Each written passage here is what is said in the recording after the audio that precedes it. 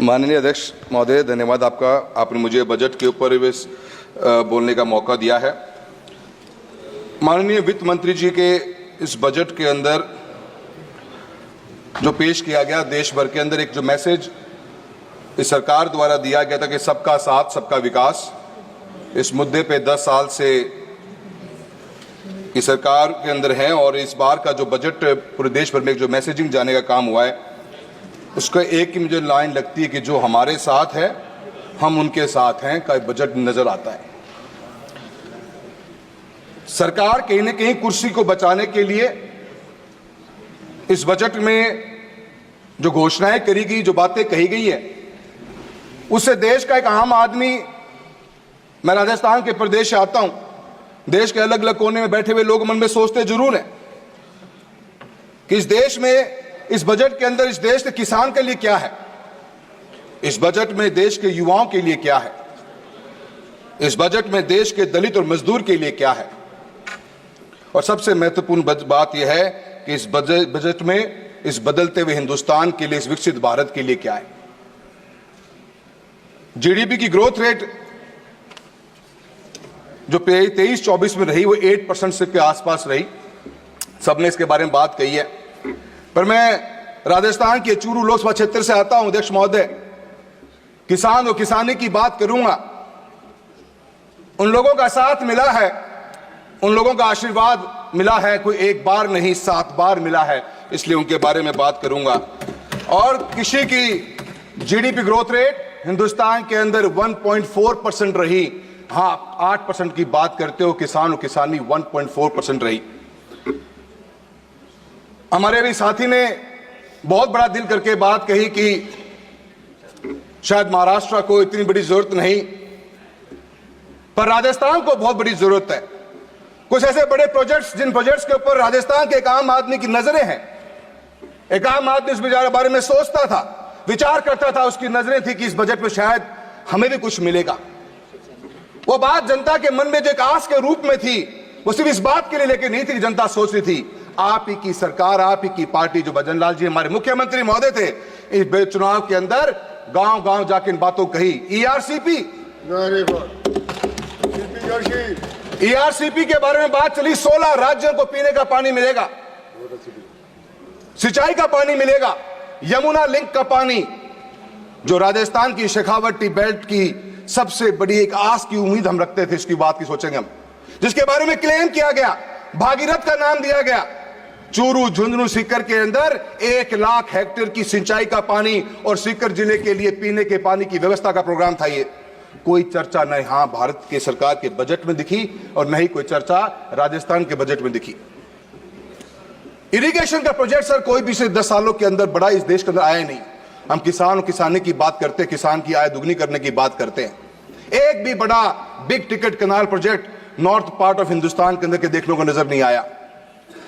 कुछ उम्मीद थी क्योंकि पानी की खपत बढ़ती जा रही है, पॉपुलेशन बढ़ी है, हम उस बात पे जानना चाहेंगे, पर हम कैसे एक्सेस वाटर ऑफ रेन को टैप कर सकते हैं, उस सोच के साथ में यमुना लिंक प्रोजेक्ट डिजाइन किया गया। 2018 के अंदर उसकी डीपीआर बनी, 22,000 करोड़ का प्रोजेक्ट था। एक नई उम्मीद जगती, एक नया विश्वास पैदा होता और किसान को, किसानी को बहुत बड़ा फायदा मिलता इस प्रोजेक्ट का।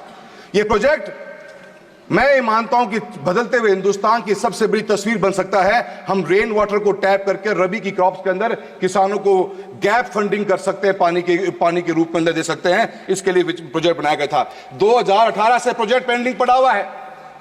राजस्थान की सरकार ने बनते के साथ ही क्लेम किया कि हमने हरियाणा से बात कर ली।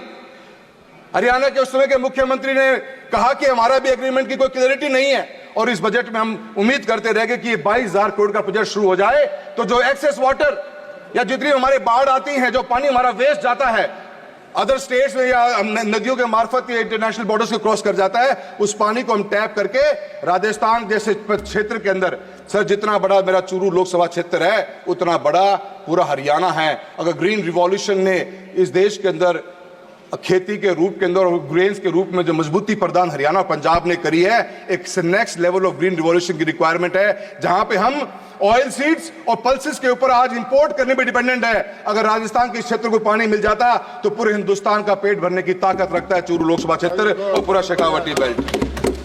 किसान की बात खेती की बात करूंगा सर, बिल्कुल करो। अनेकों प्रोजेक्ट्स की बात हुई। अगर आप अपनी स्कीम्स को चेक करेंगे, हर स्कीम के अंदर बजट या तो घटा दिया गया या बजट इंटैक्ट पड़ा हुआ है। किसी बजट के अंदर भी कोई इंप्रूवमेंट नहीं, कोई एक हैंड होल्डिंग नहीं। हम योजनाएं लॉन्च कर देते हैं, परियोजनाओं को हैंड होल्डिंग नहीं। सर आप मुझे इस तरह देख रहे हो, मुझे लग रहा है कि आप घंटी बजाने वाले हो। सर देखो मत सर, मुस्कुरा के देखो। सर प्रधानमंत्री फसल बीमा योजना बनी सर, आज हम 2024 का अरे सर क्या sir sir sir sir sir नहीं सर सर मेरे बड़े महत्वपूर्ण मुद्दे हैं सर। सर 2024 खरीफ पे बैठे हैं हम सर, और आप सब बिलीव नहीं करेंगे। ये कहा घंटी मुस्कुराते हुए भी बजा सकते हैं। सर ना मुझे कोई वहां बोलने दे रहा नहीं, यहाँ बोलने दे रहे सर। बोलिए सर 2024 खरीफ का क्लेम आज 2023 खरीफ का क्लेम आज तक राजस्थान में डिस्ट्रीब्यूट नहीं हुआ सर। 2024 खरीफ पिछले आने वाले 7 दिन में इसका प्रीमियम भर चुके होंगे सर। किसके पास जाएं सर? किसान परेशान है, धरना प्रदर्शन रोज चल रहा है राजस्थान के अंदर। एक एक साल बीत जाता है सर, क्लेम का डिसबर्समेंट नहीं हो रहा। रिलायंस कंपनी को, इंश्योरेंस कंपनी को दे रखा चूरू का ठेका सर, लोकसभा क्षेत्र का। कभी ये आपदा, कभी ये आपत्ति, कभी कुछ है कभी कुछ। आए दिन प्रॉब्लम है सर। और सर एमएसपी की बात करी जाती है सर, किसान क्या मांग रहा है? आज हमारे मंत्री महोदय ने कहा कि हमने सब कुछ लिख के दिया ही नहीं। तो आपने क्या लिख के दिया, क्या गारंटी दी? मांग क्या रहा किसान? आज किसान और किसानी इतने बुरे हाल में है कि एक एमएसपी की गारंटी मांग रहे। लाखों करोड़ रुपए का बजट आप देश के अंदर बांट रहे हो, किसान को चाहिए क्या? एक एमएसपी की गारंटी चाहिए। उस गारंटी के लिए किसान और किसानी लेबर के साथ लेबर ही रही, एक रोजगार पैदा करती है बहुत बड़ा, और बहुत बड़ी इकोनॉमी हमारी इसके ऊपर डिपेंडेंट है। बाजरे के ऊपर अपने मिलेट ईयर की बात की पिछले साल, इस बार मिलेट ईयर के नाम पे कुछ भी बात नहीं हुई। बाजरे की खरीद राजस्थान की सरकार सर आज तक भी नहीं कर पा रही है। आप बाजरे को मिलेट के रूप में शामिल करना चाहते हो। मेरे लोकसभा क्षेत्र में सर ग्वार सबसे बड़ा प्रोडक्शन होता है, और ग्वार को एमएसपी में शामिल करने के लिए मैं आपसे बात करना चाहूंगा सर। मैं please conclude please sir, please only one please. There are so many speakers here only. They're all sitting here.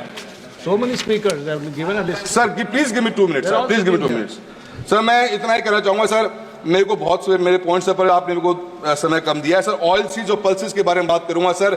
160 lakh ton 1.4 lakh crore रुपए के एडिबल ऑयल्स हमने इस कंट्री में इंपोर्ट करे पिछले साल के अंदर। और sir import duty palm oil के ऊपर जो लगाई, जीरो कर दी गई, उसका इंपैक्ट क्या पड़ा सर? आज चूरू लोकसभा क्षेत्र से हमारा शेखावटी, हमारा नागौर है, बीकानेर है, गंगानगर, हनुमानगढ़ तक का पूरा बेल्ट है सर। सरसों की सबसे बड़ी पैदावार होती है सर। भाव नहीं मिल रहा किसान को, जब बोने की उसकी बिल्कुल भी इच्छा नहीं कर रही। हम कैसे बैलेंस आउट करेंगे इसका पता नहीं चलता सर। मैं आपने नेचुरल फार्मिंग की बात करी है, तो आपने 1 करोड़ सर्टिफिकेशन दोगे sir. Natural farming, zero budget farming, organic farming sir, कौन इसको परचेज करेगा? कोई मैकेनिज्म ही नहीं है हमारे पास में इसका। क्या आज किसान अपनी नेचुरल फार्मिंग को, प्रोड्यूस को किसको जाके बेचेगा सर? उसका भाव मिल रहा है नहीं मिल रहा मार्केट में, उसको कोई देखने वाला नहीं है सर। मेरा आपसे इतना कहना है कि सर पैसा स्कीमें बहुत सी बनी, अनेकों स्कीमें देश में बन के आई सर, आज तक उनका कोई हैंड होल्डिंग नहीं। सांसद आदर्श ग्राम योजना बना दी गई सर। एक योजना, एक गांव की विलेज डेवलपमेंट प्लान जब बना तो 22 करोड़ रुपए का प्लान बना। और सर चूरू लोकसभा क्षेत्र का उदाहरण देता हूं, 325 करोड़ मिलते हैं नरेगा के अंदर काम करने के लिए। एक सरपंच को एक साल में 1.25 से 1.5 करोड़ मिलता है काम करने के लिए। 1.5 करोड़ की लागत से वो 22 करोड़ की वीडीपी कब पूरी होगी? 22 साल बाद पूरी होगी सर। हम कैसे गाँव का विकास करा पाएंगे? आप सोच के देखिए बात को सर। आप अभी शिक्षा के बारे में इतनी बात चली है सर, चूरू लोकसभा क्षेत्र की बता देता हूं, एक छोटी सी बात सर, एक सर लास्ट टाइम बोलूंगा। अध्यक्ष महोदय लास्ट टाइम, लास्ट टाइम अध्यक्ष sir ji please understand sir. अध्यक्ष महोदय मैं आपसे इतना कहना चाहता हूँ, यहीं से बड़ा लिस्ट आया है, यहीं से बड़ा लिस्ट आया है। सर सब कॉपरेट कर रहे हैं, आप भी कर लो सर मुझे कॉपरेट। Please conclude. धन्यवाद दीपेंद्र जी, आपका सहयोग बहुत अच्छा लगा मुझे। मैं आपको इतना कहना चाहूंगा सर, योजनाएं बहुत सी हैं, उन योजनाओं पे काम नहीं हो पाते सर, हैंड होल्डिंग नहीं हो पाती, इसलिए योजनाएं फेल हो जाती हैं सर। आज ही राजस्थान के भास्कर की न्यूज है, 16,000 बच्चों ने स्कूल को ड्रॉप आउट कर दिया, गवर्नमेंट स्कूल्स को राजस्थान के चूरू में, सिर्फ इस बात के लिए कर दिया कि सर 1700 से ऊपर रूम्स की रिक्वायरमेंट चूरू अकेले के अंदर है, हजारों रूम्स की रिक्वायरमेंट है। और sir PM Shri, PM stars ऐसी योजनाएं चलाएगी, इनके बजट में कटौती कर दी गई सर। मात्र 1200 करोड़ रुपए की पीएम स्टार्स की स्कीम है, जहां पे हम रूम्स बना सकते हैं सर। जब तक हम दोनों चीजों को एड ऑन नहीं करेंगे, कभी भी हमारे गांव तक विकास नहीं पहुंच पाएगा। मैं आपका बहुत बहुत धन्यवाद देना चाहता हूं। आखिर में एक बात कहना चाहता हूं सर कि एमपी लैंड फंड को भी सर 3900 करोड़ का बजट दिया गया है। एक MP quota sir 5 crore rupees per year का, इसको तो कम से कम डबल करा दिया जाए ताकि हम गांव में घुसने लग रह जाए। आपका बहुत बहुत धन्यवाद। बहुत बहुत धन्यवाद अध्यक्ष जी।